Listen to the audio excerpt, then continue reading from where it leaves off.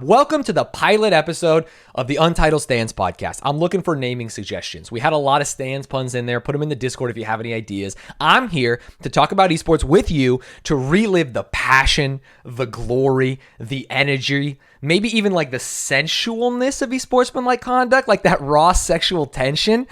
I am going to be running this podcast. I'm going to be running it alone, and I'm going to be running it in a format that maybe you're used to. If you watch like late night television shows or really any YouTuber in the past 20 years, I'm going to pull up a picture and then I'm just going to talk to you guys. I'm going to tell you guys about some news that's happening. I'm going to give you my opinion.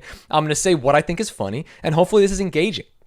You're uncomfortable? What, with the sexual tension? I shouldn't talk to chat much because I'm going to try and put this on YouTube and I'm going to try and put it on Spotify. Hey, Spotify. Cage says the lip cucks are brainwashing us. Thoughts? No spoilers. That's later in the episode. You should throw chat in mode only. I probably should throw chat in mode only. That would probably help, but I won't. I think that reading chat's going to be a fun part for me because I can steal jokes. You know what I mean? I think I can tell them that the Capitol raid was okay from Brady. Wait. First up in the podcast, I want to talk to you guys about someone who worked very closely with me while I was at Gen G, the creative director for Flashpoint. You know him. You either love him or hate him. Thorin. Now, Thorin was in the news this week because he went cuckoo bananas, scorched earth on the Call of Duty scene. He went a little nuts with it, and it all started, to figure out why Thorin went nuts, we have to talk a little bit about our favorite esports owner, someone who always gets himself on trouble, Hastro. So, recently the Call of Duty League started. Everyone is excited about this new team that's come in, the LA Thieves. Nadeshot finally came back to reclaim his throne. He is a Call of Duty boy. He grew up in Call of Duty. He became a man in Call of Duty, and now he is using that success, spending his money to get back in and monetize little children. That's what he loves to do. He's going to get them hooked on Cash App. He's going to get them all subprime mortgage loans with a Rocket Mortgage. He's going to do whatever it takes to suck the last little bit of value out of these children. Okay, maybe don't say suck children. I'm going to take notes for the next episode. Suck children, take it out of my vocabulary. Don't put it in the podcast. So what happened was Envy owns a team called the Dallas Empire. The Dallas Empire are playing the LA Thieves. You have last year's champions in the Dallas Empire who made a roster change when they went from 5 players to 4, dropping fan favorite Clayster against 100 Thieves, the heir apparent, a team that without playing a single match has the second most fans, more than the Dallas Empire who won the league. And when the Dallas Empire won 3-0, you knew that Hastro was going to go for him, dude. Hastro's favorite thing in the world is baiting 100 Thieves fans because, and I did steal this from a comment I saw on Reddit, Hastro is the middle child of professional Call of Duty, right? You have Hex, who was a little bit before him, who started Optic, who came in and got all these fans with his content. And then you have on the young side, Nadeshot, who went from flipping burgers to a champion to a team owner. And right smack dab in the middle, you have Hastro, who is pretty good, but their team doesn't have a lot of fans. And then they win a championship, but they're not creating very good content. So when he gets an opportunity to go at 100 Thieves, he's going to take it. It is not the first time he's done this. His tweet was, and I'm reading this out for the audio listeners, that was a big-time match versus LA Thieves last night for number 1 seed in the COD League. Got the 3-0, and the Thieves are suddenly quiet again. I mean, not even a mention of the match before or after on some of those timelines. That's how you know you've asserted dominance. Okay, for one, I think this is a small man move. I think this is so fucking petty, dude. Just say, got him. Well, you know what I mean? I don't know why you would have to say something like this is fine. Take out the Thieves are suddenly quiet again. Just say like, yo, we fucked up the Thieves. I was looking at other esports org owners on Twitter this morning, and you see people like Ocelot, people know him as Carlos nowadays, and they're like, they understand the Twitter culture. They're a little more memey. This is like something. Hastro is the Hillary Clinton of team owners. He's going to say Pokemon go to the polls and shit like that. Whereas Carlos is AOC. She's out here engaging with people on Twitter. She knows what she wants to say. She knows how to rile them up. She knows how to drive value. I thought of that anecdote. I thought of that on the spot, and it's so brilliant. I need to write this in a book, dude. Hastro's the Hillary Clinton of the Call of Duty League. Holy fuck.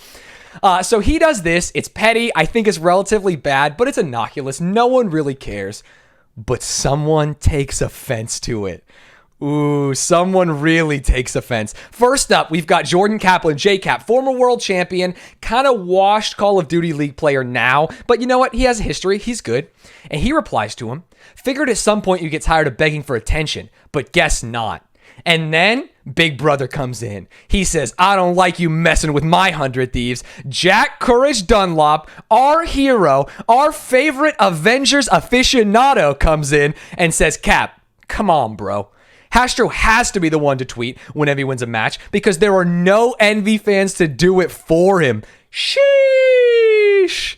Just take a look. They've averaged a combined 4,000 subscribers across their 3 YouTube channels this year. I'd rather run a successful, well-rounded business.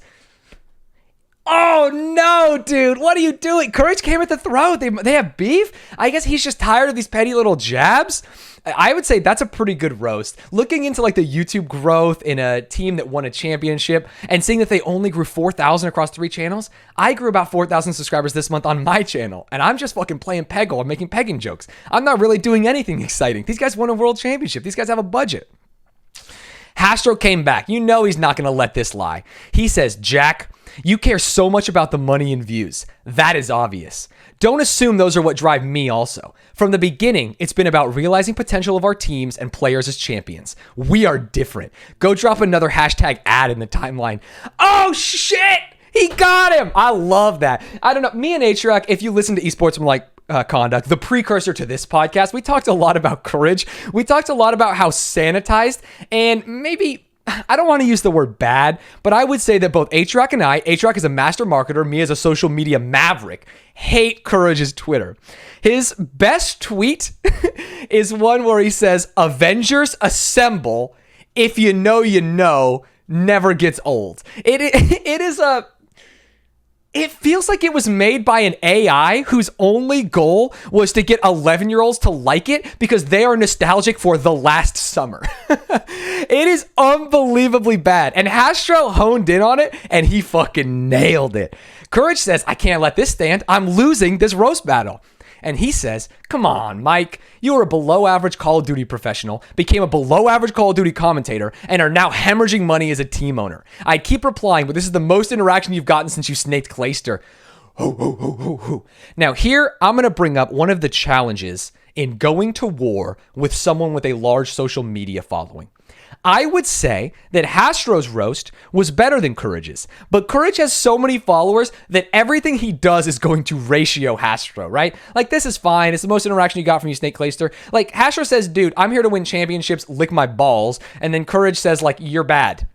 I mean, he just said he's here to win championships and he won a championship. Like, he did the thing he said he wanted to do. Courage, you're not really making any headway here. And then the most interaction you've gotten since you snaked Clayster, I think the Dallas Empire did a great job in communicating why they had to drop Clayster after winning the championship. So if you don't know, the Call of Duty League went from 5 players to 4 players after their inaugural season. A team that had won the championship had to immediately pick 1 player to not return. And after looking at their team, they realized that Clayster, even though he's a fan favorite, even though he's an older veteran player that maybe was the glue of the team, they had to let him go. So I think that, like, an insult that you snaked Clayster when Empire did everything they could to try and be the good guys in the situation doesn't hit home to me. And then he replies again. 2 replies. Hastro ignores him. He says, all right, man, like, this is over. Whatever, fine. You're a content creator. You're going to have a lot of fans. Avengers assemble. Go fuck yourself. Courage goes to the esports earning website and tweets pictures for both of them with the caption dog water. And if we look at Courage's, it says he's won $84,000 from 12 tournaments, mostly Fortnite, whereas Hastro has only won $4,600 from 3 tournaments. This is very, very petty. Courage doesn't seem to understand that Hastro was competing back in the Stone Age, dude. Esports prize pools, you might not know this. Dignitas's first League of Legends team was paid in mouse pads. They were one of the best teams in the world. They did relatively well at the Season 1 World Championship for League of Legends, and they were getting paid in mouse pads. I wouldn't say that they were worse than Courage because he won a bunch of money in Fortnite competitions. Mostly Pros versus Joe shit, where he was a Joe. I think this falls on deaf ears for me. And I don't even like Hastro. I'm finding myself taking Hastro's side in this just because it's so petty and lame. The insults don't make sense. They're not hitting for me. And so Hastro says, our champs was literally $8,000 for first place. In a different era, man. What a wild comparison. Are you really that angry? I took second at 09 MLG championship for 2K. So Hastro's saying, like, dude, I won a championship, and I got second the next year. And that's how I made all of my money, my 4,600. You played in a bunch of competitions for Fortnite. Like, do you really think that you were better than me at this? And that was the end of it. Or so we thought. Enter Thorin, esports bad boy, the historian, a man who has been canceled from more events than you guys will watch in your entire lifetime. And now that I look at it on screen, a man who looks like he could be my dad. Look at this guy. I mean, he doesn't have the curly hair, but we both kind of have like the red, the mustache. Things are working out here. I am not the world's biggest Thorin fan. I am going to do this as an impartial observer. I'm just going to tell the story as I see it. And by tell the story, I mean, I am going to pull up Thorin's timeline, and we are going to look at some of my favorite tweets at Thorin coming in and white knighting for Hastro. So this is the Twitter timeline. This begins an 8-hour tirade where Thorin came in and dropped bombs on every Call of Duty pro he could. I have no idea what he was drinking, smoking, or injecting at this point, but this is the ravings of a madman. I recently finished, there's a book series called Stormlight Archive. This podcast, because I don't have a co-host, I can talk about whatever I want. If you don't want to watch it, fucking leave, suck my dick. Stormlight Archive. In one of the books, there is a character who, yeah, he sleeps and he has these nightmares and he has these visions and he wakes up and there's these writings on the wall. And I am imagining that Thorin is going to bed, waking up and looking at his Twitter timeline and saying, who the fuck wrote these, dude? This is the most psychopathic shit I have ever seen in my life. These are children, man. You're an adult. What are you doing? Oh, here's a couple of my favorites. What's the difference between Jordan Kaplan and a soundboard? One is good for spamming the same basic things over and over again until you get bored with it, and the other is a link to a bunch of sound files. Got him. He makes this long post about Jordan Kaplan, Crim6, and Formal being trapped on an island. It's like the basic setup. The two people wish for something, and then the dumb blonde wishes for the other two friends to be back. That's, come on, man. You stole this joke, and you didn't add anything interesting about it.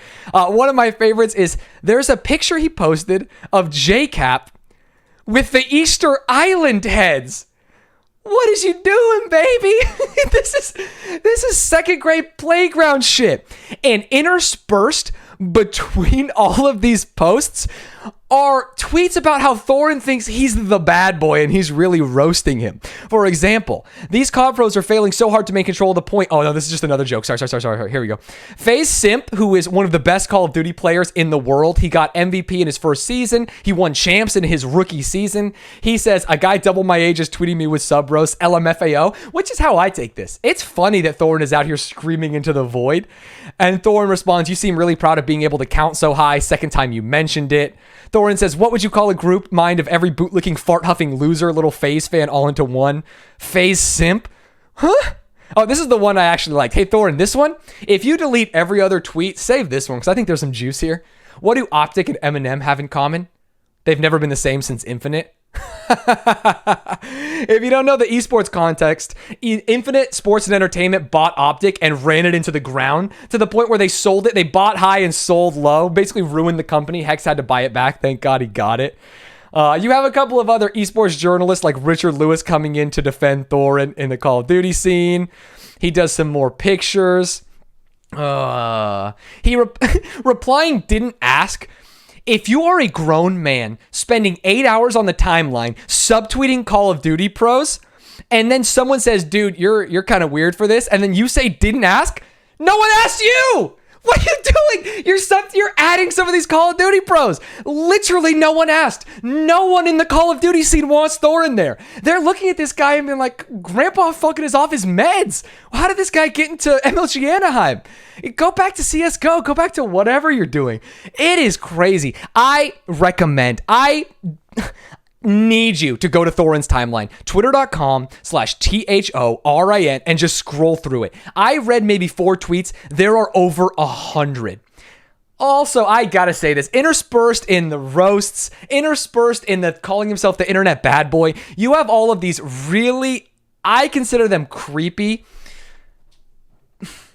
How can I describe this without committing libel here? Because it's not necessarily true, but one of the hallmark identifying points of YouTubers on the alt-right pipeline, I'm going to get a little bit off the rails here. That's why I can do my own podcast now, is that they give this philosophical or life advice that leads you down. You start with Jordan Peterson and you end over here with like Sargon or one of these other fucking psychopaths. And so Thorin retweets some of these. He retweets about like the fall of Western civilization. He retweets, if you're explaining, you're losing.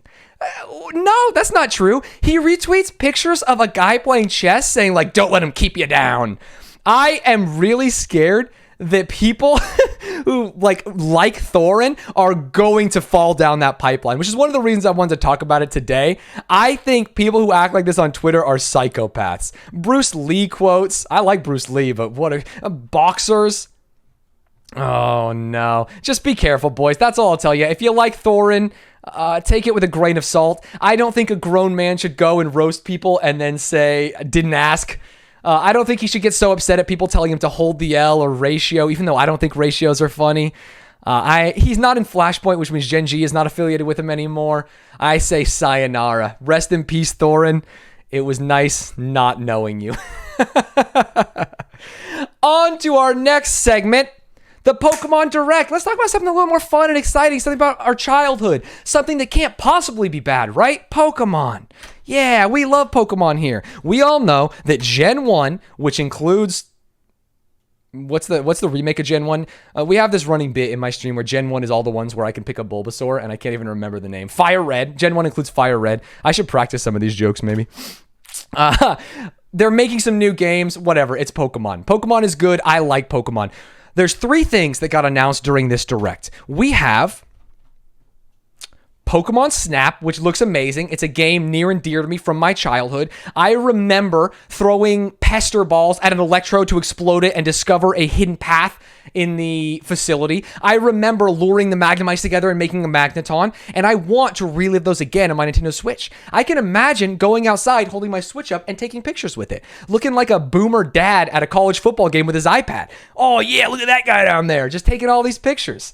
Very cool. That's a plus, Nintendo. You did it. They also had a remake of Diamond and Pearl, games that I recently played. Brilliant Diamond and Shining Pearl. Cartoony stuff. The actual game. It's not a Let's Go game. All of a sudden, Pokemon fans are going from, oh, this is interesting, to, whew, I'm sweating a little bit. And then, the piece de la resistance, the big boy. Something that people in the Pokemon world have been asking for years and years and years. Pokemon Legends Arceus, an open world Pokemon game. I can run around. I can take my Pokemon with me. It's the first step to a Pokemon MMO. We're going to get there. But here's what they don't fucking tell you, chat. I am worried about this. I am scared because Breath of the Wild made an open world. It's a pretty cool game. I like it. It's not my favorite Zelda game. But to me, the world felt a little empty. And then you have Genshin come out, carbon copy that world, and still feel a little empty. I think that every single game that Nintendo makes, or a clone of a Nintendo game, is going to have this empty-ass open world. Just like, what was the last Pokemon game? Was it Sword and Shield? Didn't that feel empty to you? You're like running around and there's not much going on out there. There wasn't a lot of flair to the world. There wasn't a lot of uniqueness. I think, doesn't it? And this looks like Breath of the Wild for the people who are watching the video version of this podcast. It just looks like a big empty world. There's like 5 trees and then just a bunch of plains. I am least excited about this. I am so much more excited about Brilliant Diamond and Pokemon Snap. And I think, even though I don't want to say it, I'm a Pokemon fan, I'm a Pokemaniac, I think Pokemon Legends Arceus might be bad. Oh no. What do you guys think in chat? Give me a Stanz shoosh if you think I'm smart and handsome and right. And give me a sad face if you think I'm smart and handsome and wrong. Oh my God, audio listeners, everyone thinks I'm smart and handsome and right. Oh my God, they're just gifting and donoing. I've gotten hundreds and hundreds of dollars. Oh my God, 1,000 gifted? Jeez, chat, you guys are crazy. Thanks for supporting me on this podcast. I'm excited for Pokemon. I think Pokemon is good. You know, the crazy thing is I would have been kind of excited for a Let's Go. I didn't mind Let's Go at all. Like the simple format. I got a little annoyed throwing the balls like Pokemon Go style, but it was chill. It was like a slow process. Maybe they were just baiting my nostalgia, but if they announced Pokemon Let's Go Gold Silver, I would have bought it. I would have played it. It would have been fine. It wouldn't have upset me. So, hey, that's that. On to our next segment. LANs are back. The world is healing. Esports isn't dead. If you missed the news, Riot Games, creators of the biggest games in the world, League of Legends, and now Valorant, the CSGO killer, have announced that they are going to be doing a live event for Valorant Masters 2 and MSI in Reykjavik. They're going to a Nordic country. Nordic countries doing it right. Socialized healthcare, getting a vaccine to all their people. And now, esports saved.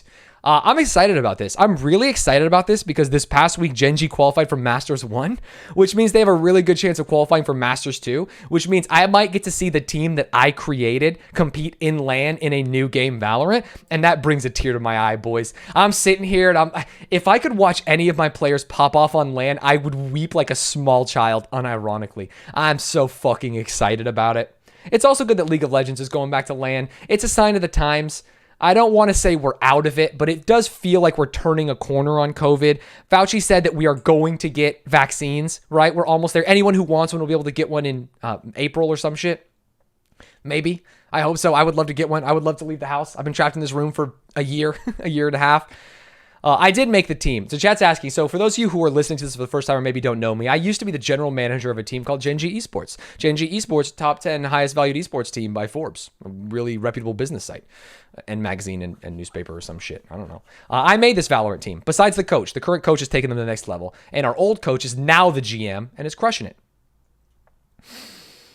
I'm excited for LANs. I think we're going to see some LANs for other games. For those of you who maybe have paid a little bit more attention, they did have LANs in Brazil. They did have LANs in Korea, but the US has just really been fucking everything up. I would say that the US is probably the worst country in terms of COVID control. And the fact that we can at least get our teams out of here to go to another country and compete is a good sign. It means we might get one step closer to esports. And speaking of League of Legends esports, let's talk about the import rule. So maybe you guys have seen, oh, Rochelle's here. Rochelle, we're recording a live podcast right now. A live podcast? Yeah. Oh shit, sorry, I didn't mean to interrupt the podcast. That's okay, don't worry. This is going to go on Spotify and the people are going to say low production value. I just wanted to show chat my new hair. Well, chat can't even talk. They can only pog or dog. Well, they'll give me lots of pogs. Okay, what are we talking about? League Championship. We're talking about the League Championship Series import rules. I love it. All right, pilot episode, first-time guest on the Untitled Stanz podcast, Rochelle Stanz. Wow. So I brought Rochelle on this show because she is an expert on the League Championship Series import rules. She knows as well as I do how they started and where they've been. Why don't you run us through what the import rules used to be, and then I'll talk about how they're changing in the recent weeks. Well, they used to be Pog, and now they're Dog. She doesn't miss. Yeah, so for those of you who don't know, in the early days of League of Legends, Riot created a franchise structure. And in this franchise structure, any team could go out and sign whatever players they wanted. This came to a head when a team named LMQ brought in 5 Chinese League of Legends players and qualified, beating out Curse, my team that I was on at the time, for the World Championship. And a lot of NA fans and a lot of NA owners got upset. They said it doesn't really make sense that the NALCS can have a team of 5 Chinese players and qualify for the World Championship. We are not representing our country. How are we going to build a fan base? And so Riot came out, they did some research, and they said, okay, we've got an idea. We think that it's good to have some other players in. We want you to be able to import strong players and show yourselves on the world stage. So every team will be allowed to have 2 imports. Players who maybe are imports that stay in the that stay on an NALCS team for 2 years will be considered local players, and then you can have 2 more imports. They changed the rules a little bit to where you have to stay for a little longer. You have to be a naturalized citizen. For example, you can be, let's say you're a Korean import, you have to get like co-citizenship with the US or things like that. The rules change over time, but we are now getting to the point where NA has been by far the worst region globally. When they go to Worlds, they almost never make it out of group stage, right? TSM went 0-6 at Worlds. Hey, shout out Gen.G, let's go. And owners are saying this is really hard because not only can we only have 2 imports, but the cost of these imports and the cost of local players is going to the moon. For example, a player like Vulcan, who is the best local NA support, a position that makes sense for NA players to play because it is more cerebral than mechanically intensive, was sold for millions of dollars. We can't keep doing this and not making progress on the world stage. We want you, and this is spearheaded by like the big 3 owners. You have Steve, you have Reggie, and you have Jack, to completely lift the import rules. We want to be able to sign anyone we want so that we're not all fighting for this one talent. We want to be able to spread it out so our team can have maybe 5 Koreans and things like that. And let's just say the fans were not happy. And I'm going to go into this. I'm going to give you guys a little secret tip. Maybe cut this out of the YouTube. I think I'm on the owner's sides, but god damn did they fuck up how they messaged this. They could not have done a worse job messaging this if they tried. Let's see. The first 2 things I saw about this were a fan talking about how he didn't want to see a Cloud9 that was 5 Korean players. He was proud of their teams. When Cloud9 made the semifinals and almost made the World Championship, he was proud to be a fan. Cloud9 CSGO did it with North American players, and so Cloud9 League of Legends can do it. And then Jack, the owner of Cloud9, came in and said, I don't agree with your opinion, and that's fine. Your comment, not a bunch of Koreans, is distasteful and would be considered racist by many. I want to highlight this specifically because this is so Trumpian, and I think it is so brilliant in an age of internet debate. You don't say that your comment is distasteful because that is saying that I believe your comment is distasteful. So you just add by many. You can add a statement like, some say. Trump was the king of this. Hey, some people are saying that Democrats are killing babies and sucking blood out their neck. And they go, who? And he goes, some. I'm not saying it, but some are saying it. Jack hit him with that. I will say, I like this. Good move. Some say this would be considered racist. I don't support xenophobic or racist comments and would like to see us elevate beyond that type of sentiment. And he got downvoted to oblivion. Now, here's the thing. Like I said earlier, I agree with the team owners. I'm actually fine with owners going to other regions and giving more players the opportunity to compete in a region where they get paid well. I don't mind if a player from China, Korea, SEA, Australia, Europe comes to a North American team. I can still represent Cloud9 if I'm from another region, even if they don't speak the language. They eventually do. Do you think that Impact is any less of a player on Team Liquid or any other team that he's been on because he came from Korea? Do you think that Bjergsen is not TSM till he dies? To the point that he even got some equity in TSM? He's a European player. I don't know. You don't want to accuse your... Hey, Marketing 101, maybe we need HRAC in here for this, but don't accuse your fans of being racist and xenophobic. That is not going to win anyone over to your side. Jack, you're close here, but you really missed the boat. Not to be one-upped by a rival team owner, Reggie came out and responded to a pro player, Vulcan, the player we were talking about, maybe the best local support, who said, if you want full import team, go buy a team in that region, XD. Reggie, the owner of TSM, their most visible spokesperson, responded, ignorant tweet. If every LCS team left the LCS, you'll be out of a job, buddy, and probably be paid minimum. Oh no. Oh, no. Reggie, what is you doing? This is the episode of Goofs and Gaffs. Thorin, Jack, Reggie. Only one team owner managed to stay above this who believes in opening up the import rules, and that's Steve. And you know what he did?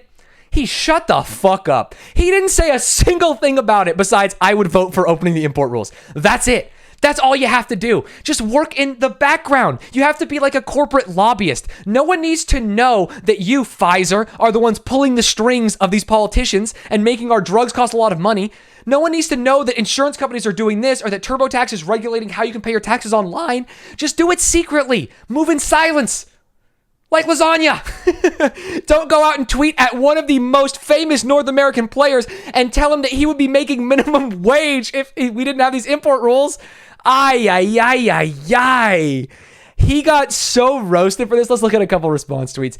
Clayton Rains, aka Captain Flowers, my favorite LCS caster, replied, this tweet went 0-6. This is a jab both at Reggie and the fact that his team went 0-6 at Worlds. Awfully replied with one of my favorite gifs of the dog face looking surprised. Lots of question marks. Mark Zimmerman, an analyst, used to work at Team Liquid when I was there. Yeah, so instead, let's push for a change that seemingly no one is on board with to kill the NA scene, so no one has a job. This is one of the most poorly handled responses to drama. Oh, why? Why would you do this? I think that the import rule would have been removed, if not lessened, if none of them would have opened their mouths. All they have to do is work in the background. If Steve and Reggie and Jack went to Nicole, if they went to FlyQuest, if they went to the other owners and said, hey, this is going to make it cheaper to run a team. It's also going to make it cheaper to get North American talent. Let's say that you are EG, you are FlyQuest, you are any of these other teams. If we, TSM, Cloud9, Liquid, are buying all the Korean players, you are going to have access to more North American players. And if there's more access to them, there's less competition for them, the price of those players will go down. This is good for the goose and good for the gander. But instead, they went out and roasted the only people that are supporting them. They've roasted pro players, they've roasted their fans. I cannot believe they did this. I don't think that the LCS will actually lift the import restrictions. And I think that Cloud9 and TSM lost a lot of fans from this. I think they really fucked up. You can't go to Worlds, lose every match, flame your fans. I don't know. It just feels like a different day and age in LCS. All these other teams are just like kind of sliding by while also doing fucked up things. 100 Thieves, Dignitas are like, oh yeah, we're doing fine. Liquid managed to stay above the fray. They got through it. And I don't know, man. It's a tough scene. We'll see what happens. I think on next episode, maybe we'll do a check-in on this podcast sometime on if the import rules were changed. Maybe I was wrong. Maybe these teams have all the power. I will say that what TSM, Liquid, and Cloud9 want will usually happen. If they can get 100 Thieves into their cohort, then any rule change they want will happen because that is the full value of LCS. I don't think that FlyQuest and EG are, putting any fans in seats or in streams. But hey, just don't call people racist. You can do it. That's my tip for the day. Thank you for watching the first ever episode of the Untitled Stanz podcast. I had a good time. Our first guest, Rochelle. We talked about Thorin. We talked about Pokemon. We talked about lands. We talked about imports. The only thing we didn't talk about was Google Stadia because honestly, it was too embarrassing. I was doing some research and I looked it up. Stadia came out, spent a bunch of money, paid for a bunch of exclusives, fired all of their developers and is no longer paying for exclusives. I couldn't even take a minute to do it. Let's just close out this episode with a bit of a lull W at Stadia. We're an NVIDIA family in here. Thanks for watching. I'll be back next week. I love you all.